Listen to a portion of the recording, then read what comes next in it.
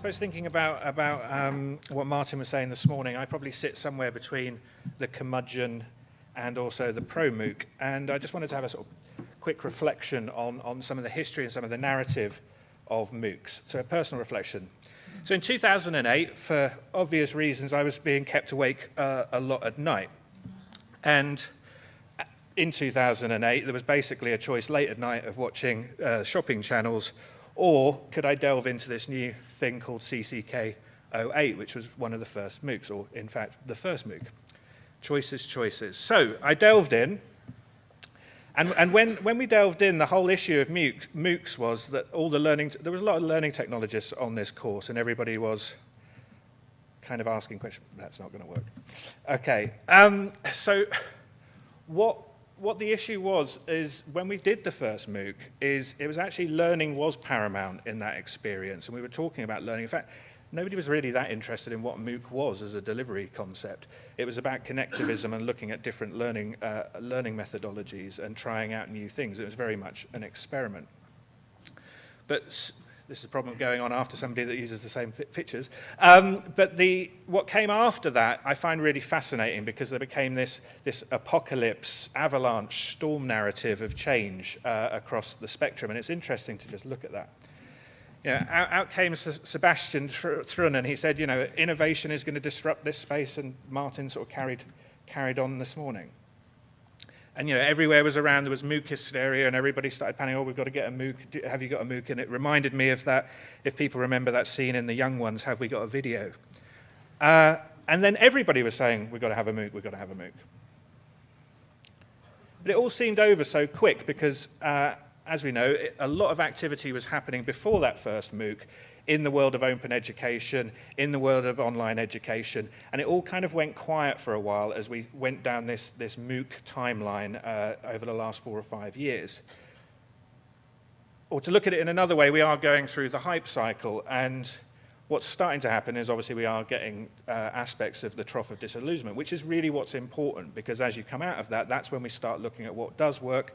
And I don't think it's a reality of saying pro-MOOC or anti-MOOC. The magic is somewhere in between.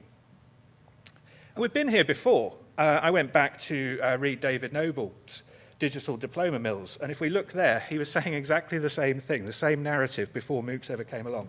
Promoters of instructional technology and distance learning advance with ideological bravado as well as institutional power. They had merely to proclaim it's the future, to throw skeptics on the defensive and convince seasoned educators that they belonged in the dustbin of history, and sound bites about the imminent demise of the sage on the stage and bricks and mortars institutions. So we've heard this narrative before. So what's going to happen afterwards? So what did we learn? David Kernahan has done some brilliant work in actually analyzing the MOOC narrative, and took all of the articles that had been written about it and data mined it and started looking at what the trends were. And if you go to his blog there, you'll see the full thing. What fascinated me, though, about all of the narrative about MOOCs is right there on an outer planet is the word learn. It didn't really feature that much. We didn't really talk about learning. We talked about education, and we talked about the system of education. We didn't talk much about learning. And actually, as you look at a lot of the research in this area, there's still actually not a huge amount of research on it. And what the MOOC narrative shines a big light on is, of course, we were always great at designing education and planning for it in education, weren't we? That's what we always did, and we did it better, and now MOOCs have come along and they've made it all solidified. The OU did some interesting research into this, into actually how educators work in developing courses. And the majority of staff said that, you know, now it's getting more complex and it's harder to create a course. 50% believed it was becoming harder to understand the parts of the planned learning. And I think what we're starting to see is, did we really know that much about planning learning or designing learning experiences before MOOCs came along? And MOOCs have essentially digitized what we did before.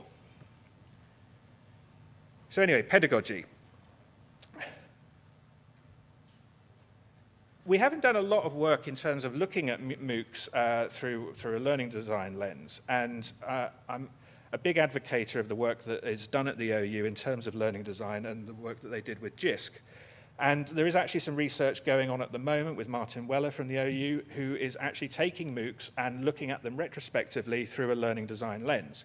And a learning design lens looks at what's the content and experience of the MOOC, where's the guidance and support, where's the reflection and demonstration, communication and collaboration. And it's a tool set that you can easily look at a course, either plan a course or retrospectively look at the effectiveness of it. It starts to get you where learning analytics and course design can all be brought together. So this is very early stuff that Martin is working on, but already he's looked at a couple of comparisons. And if we look at Udacity, what we see there is it's a predominance of videos and forum and quiz, which we can see in the three blue there. What you see on the OU Open MOOC in the blue is the support. And you can't see it on the Udacity because it's like 4%, I think. And as you start to look at this, one of the things that we know from developing distant education over a number of years is you need to have the support in there. It's what OU does very well.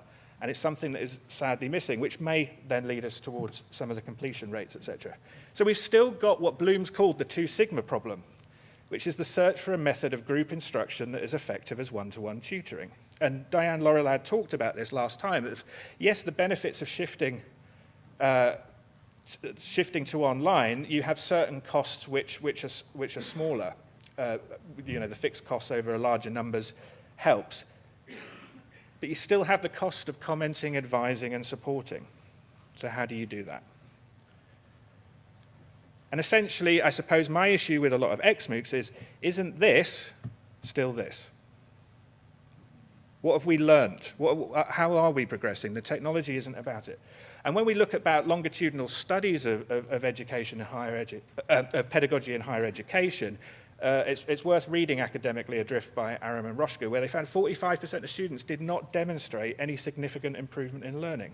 And that was looking at the models of US higher education, and I'm not sure we've actually done it in the UK, but it'd be interesting to see actually what the stages of progressive learning are through.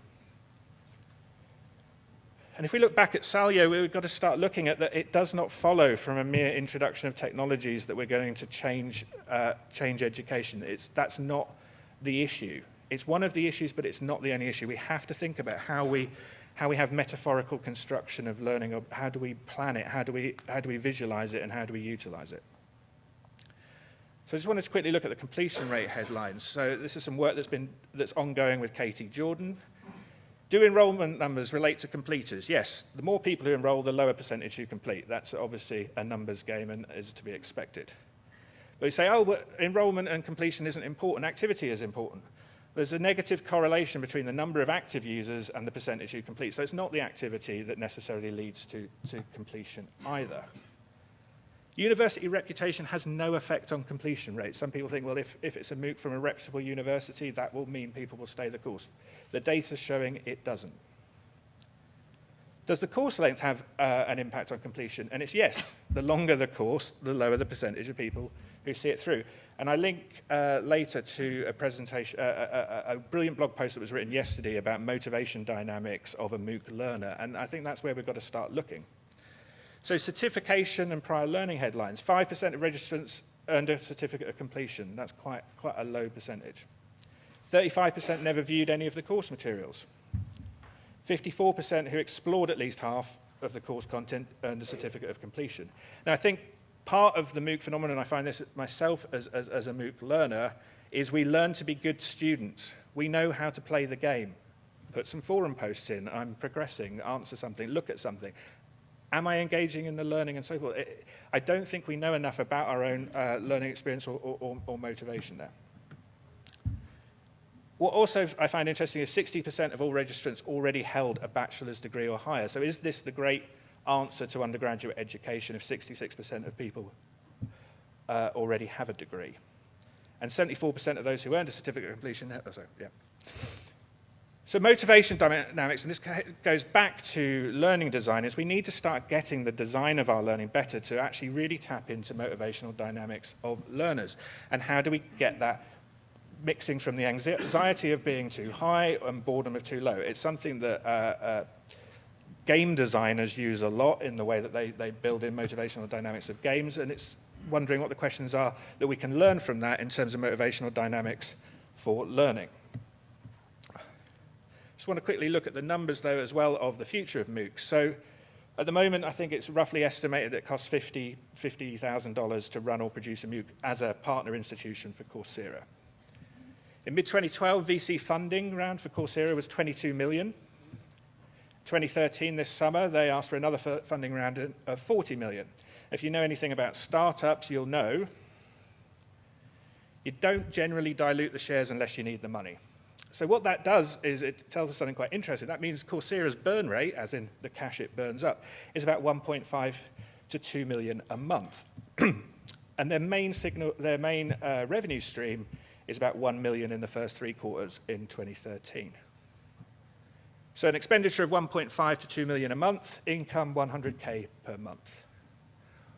The reason I raise that is I wonder what the VCs are going to be saying within a couple of years. And therefore, that starts to have the motivational dynamics of where Coursera may go, because they're going to have to start getting a return on investment. And Sebastian Thrun already worked this out, and he kind of whispered it, that gradually Udacity is moving into an e-learning corporate training company, which starts to give us some ideas of where the MOOC platforms, rather than the MOOC concept, may go. So where does that take us? Well, it sort of takes us into the idea of online learning in higher education. And there are people that do that. And so starting to focus on maybe there are ways of supporting curriculum model design, course design and development, managing the online environment for universities, because not every university wants to set up a whole online learning area. There are other things around that space that you can do as well. So where does that take us? It's quite interesting, because MOOCs and the platforms are gradually moving towards where the digital publishers and content are coming from.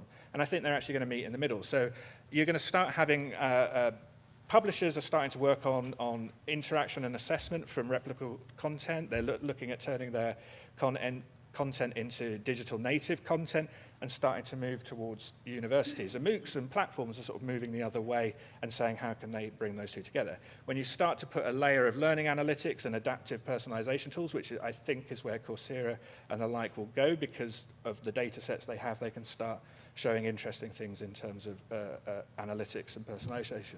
And I think if you then start adding a layer in for learning design and pedagogy profiling tools, much like what the OU do, then you actually start to have a system that may actually help higher education. But does that mean we've reinvented the wheel? Because there are already companies that do that. Deltac, BISC, Embanet already do that in the US, and it's a $40 million or $400 million industry. But what it does, I think, is it shifts us from the class, seen as an event, to the class seen as a designed and somewhat replicable learning environment that you can use. And it subverts some of those models of labor. You know, why reinvent and make the same course materials over and over again? Why spend a lot of time when you can look at analytics, you can start to look at how to do interventions and so forth, and the tools will get more sophisticated in this. And then that may be how we actually change education. Last but not least, this is where MOOCs, as in the people that developed the original MOOC, are going, learning and performance support systems. It's a $19 million 5-year initiative led by Stephen Downes. And what they're doing is trying to come up with a global platform that is going to serve the needs of skills training and corporate training. So learning as a cloud service to create a distributed learning layer, which is a mechanism for working with data no matter where it is stored through desktop, mobile, or other devices.